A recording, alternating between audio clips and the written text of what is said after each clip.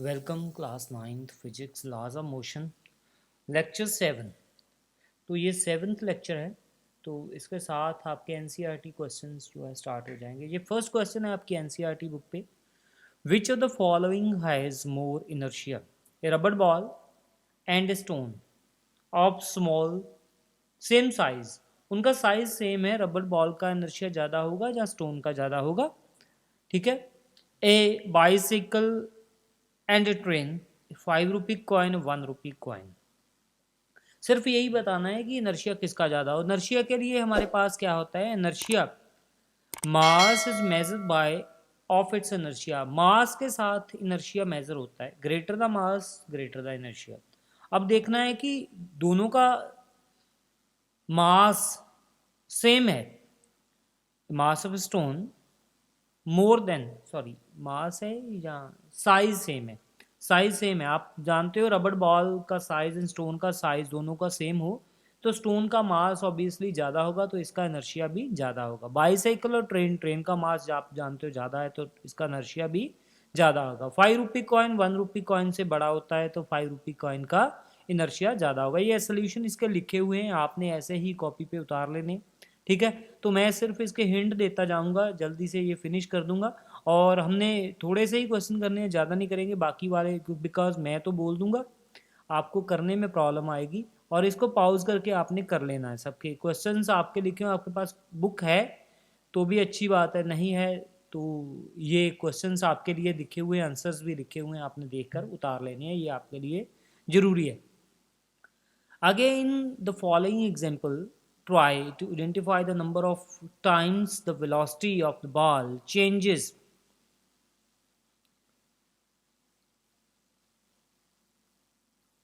A football player kicked the football to another player. एक football player ने बेटे एक फुटबॉल को किक किया दूसरे प्लेयर की तरफ, उसकी टीम का था, उसने किक किया आगे को गोल की तरफ, गोलकीपर ने उसको अपोजिट किक किया। collect the football and kick it towards the player of its own। तो ये बताना है कि कितनी बार उसको किक हुआ फुटबॉल को। The following example, try to identify the number of time the velocity of the ball changes. पहले वेलोसिटी उसकी किधर को थी, टूवर्ड्स द गोल, फिर दूसरी बाल किधर होगी, अपोजिट द गोल। जो भी है मतलब एक साइड होगी, पहले पॉजिटिव थी बाद में नेगेटिव हो गई। Also identify the agent supply the force in each case. तो पहले वाले दो एजेंट थे, दूसरे वाला एक है, तो इसका आंसर ये लिखा हुआ है, द velocity of the ball changes 4 times. 4 time कह रहे कि उसकी वेलोसिटी चेंज हुई है। ठीक है जी। तो कैसे कैसे हुई है, football player kick the football, पहले फुटबॉल ये फर्स्ट हो गई, फुटबॉल को किक किया। एन अदर प्लेयर, उसने भी किक किया। Who kick the football towards the गोल। ठीक है, तो ये दो बार हो गई। एक फुटबॉल प्लेयर ने पहले किक किया और दूसरे ने फिर गोल की तरफ किक किया और गोलकीपर ने उसको पकड़ लिया। पहले तीसरी ये हो गई। और चौथी हो गई कि उसने फिर दोबारा हिट किया अपने जो भी उसके प्लेयर थे 4 बार। पहली बार वेलोसिटी उसने किक किया, दूसरी बार किक किया बढ़ गई, तीसरी बार 0 हो गई, उसने पकड़ लिया, चौथी बार अपोजिट होगी। ठीक है, तो ये 4 बार उसकी चेंज हुई। तो ये सारा आंसर जो है यहाँ पे लिखा हुआ है। पहली बार कितनी, पहली बार 0 थी और उसने किक किया तो वेलोसिटी कोई बढ़ गई। ठीक है, कोई ABC जितनी भी हो सकती है हो गई। तो ball reaches the another player towards the goal post, the result the direction of the ball and the speed get changes. ठीक है, द वेलोसिटी आल्सो चेंजेस, उसकी वेलोसिटी चेंज हो गई, बढ़ गई, मैं तो ये कहूँगा इंक्रीज हो गई, लिखो आप। ठीक है, तो गोलकीपर ने उसको कलेक्ट किया तो उसको फिर दोबारा 0 होगी, वेलोसिटी 0 होगी, रेस्ट पे आ गई तो वेलोसिटी 0 हो गई। गोलकीपर ने दोबारा किक किया तो अपने प्लेयर्स की तरफ, मींस अपोजिट, 0 के बाद उसने फिर दोबारा चेंज हुई तो फिर वो दोबारा नेगेटिव वेलोसिटी होगी। वेलोसिटी पॉजिटिव नेगेटिव हो सकती है, वेक्टर क्वांटिटी है। ठीक है, डायरेक्शन पे डिपेंड करेगी। पहली बार पॉजिटिव लेके चलोगे तो दूसरी बार नेगेटिव लिखना ही पड़ेगा। यहाँ पे लिखा है या नहीं लिखा है आप लिख सकते हो। ठीक है जी, तो ये वाले दोनों को मैं पॉजिटिव लिखूंगा, ये पॉजिटिव हो गए, 0 से पॉजिटिव, ये 0 हो गई और ये इसको मैं नेगेटिव लिखूंगा। आपने भी इसको चेंज करके थोड़ा सा अपनी तरफ से लिखना है, ठीक है। अब तीसरे क्वेश्चन पे चलते हैं। Explain why some of the leaves may get detached from the tree. जब आप उसको शेक करते हो, ब्रांचेस को हिलाते हो, तो लीव्स क्यों नीचे गिर जाते हैं?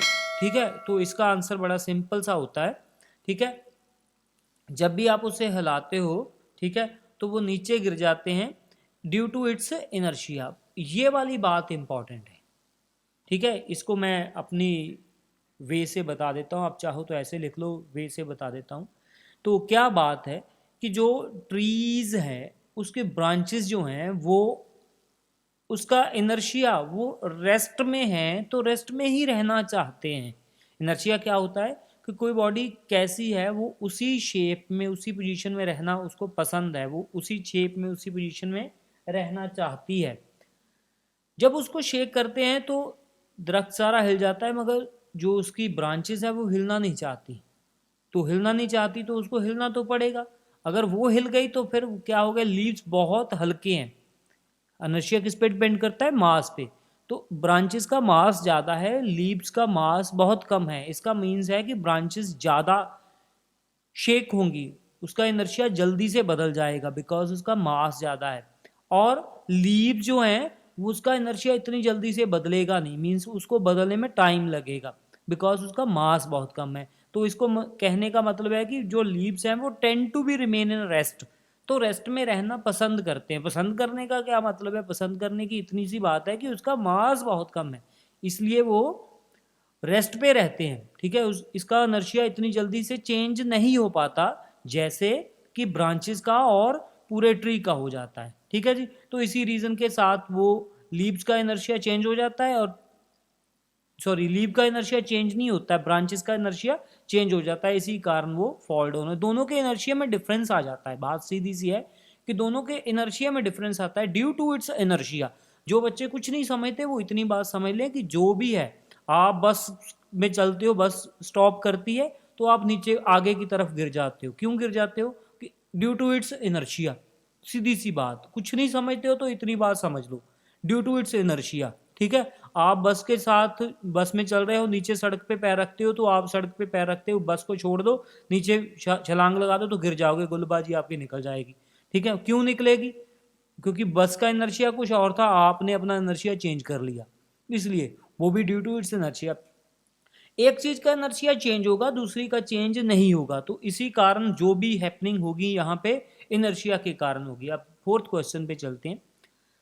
Question number fourth, why do we fall in the forward direction when moving bus suddenly stop. ये देखो, मैंने पहले ही बताया ना, जब बस स्टॉप होती है आप आगे को गिरते हो, सडनली चल पड़ती है पीछे को गिरते हो। क्यों गिरते हो? क्योंकि ड्यू टू इट्स इनर्शिया। बात वही है, इनर्शिया के कारण जब भी बस स्टॉप होती है तो बस का जो इनर्शिया है, ठीक है, उसका इनर्शिया चेंज हो जाता है, वो उसका इनर्शिया जीरो जीरो हो जाता है। आप भी बस के साथ ही चल रहे थे। बच्चे बहुत हैरान होते हैं कि हम तो बैठे हुए, हम थोड़ी चल रहे हैं, बस चल रही है। नहीं, आप भी बस के साथ ही चल रहे हो। अगर आप नहीं चलते तो भाई आप अपने घर पे रह जाते, बस चली जाती है आगे। बस के साथ बेशक आप बैठे हुए हो, मगर बस की ही स्पीड से आप चल रहे हो। उसका बहुत साइंस ये रीज़न देती है कि जब भी सडनली स्टॉप होती है बस, तो आप आगे को गिर जाते हो। खड़े हो जाओ ना बस पे, बस सडनली ब्रेक लगा दे तो आप आगे को गिर जाओगे, ठीक है। उसको गिरने से बचने के लिए आप किसी को पकड़ के रखोगे, हैंडल को, ठीक है।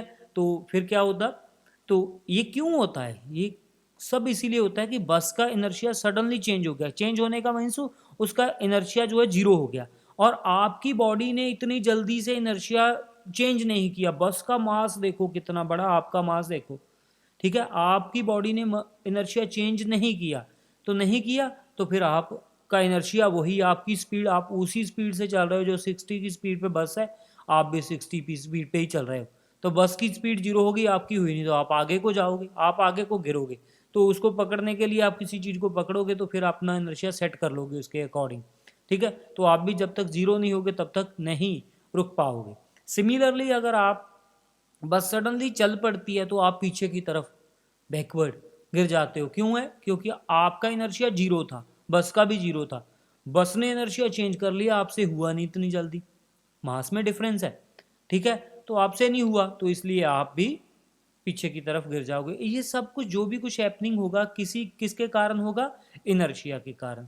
ये 4 क्वेश्चन हमने कर लिए हैं, ठीक है। तो ये पेज नंबर जो भी था आपकी बुक पे मैंने लिखा नहीं है, ठीक है। आगे वाला 126 पेज नंबर मैंने लिखा हुआ है, इसके भी 4 क्वेश्चन हैं। ये 4 क्वेश्चन, इसके 4 क्वेश्चन, इतना ही हमारा लेक्चर है, ठीक है। तो ये बाकी के लेक्चर बाद में, ये इतना ही हमारा काम है। तो मैं तो ये चाहता हूँ कि आप 4 ही कीजिए इस लेक्चर में, 4 बहुत हैं, इनफ है, ठीक है। इतनी जल्दबाजी भी क्यों करनी है, 4 आपको समझ आने चाहिए। इसमें से ये बस वाला या लीव्स वाला क्वेश्चन बहुत बार बहुत इंपॉर्टेंट है, आ जाता है एग्जाम में, इसलिए इसको आपने करना बहुत ज़रूरी है, ठीक है जी। तो ये इतना काम कीजिए, मिलते हैं फिर नेक्स्ट लेक्चर में। नेक्स्ट लेक्चर में देखते हैं फिर क्या होता है, ठीक है। ओके बेटे, गुड लक, टेक केयर।